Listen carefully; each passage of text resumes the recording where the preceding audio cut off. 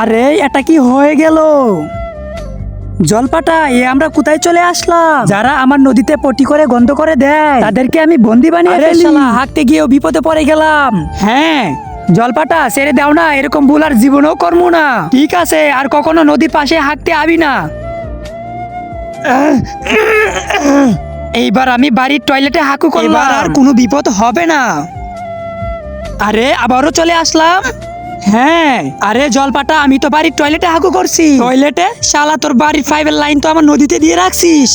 জলপাটা ভাই ছেড়ে দাও না, আমি আর বাড়ির টয়লেটেও হাঁকু করবো না। ঠিক আছে যা, ছেড়ে দিলাম।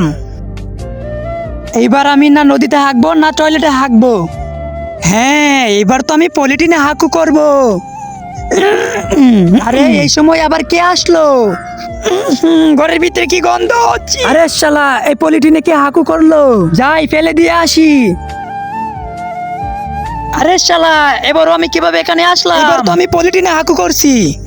শালা, ওই পলিথিন তোর মা তুলে নদীতে ফালাই দিছে। আরে শিট, আমার মা আমাকে বিপদে ফালাই দিল। জলপাটা, আমি আর হাঁকবই না। সেটা কিভাবে সম্ভব? কিন্তু তার আগে তুমি যদি এই ছবিটাকে সুন্দর মনে করে থাকো তাহলে ভিডিওতে লাইক দিয়ে চ্যানেলটা সাবস্ক্রাইব করে দাও। কিন্তু যদি সাবস্ক্রাইব না করো আমি ভাববো তুমি ছবিটাকে একটু পছন্দ করো নাই। কমেন্টে লিখে যাও আই লাভ আল্লাহ। এই বাস আমি নিজের পিছনে নিজেই ঢুকিয়ে দিব।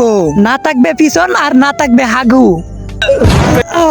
আরে শালা, তুই এটা কি করে ফেললি?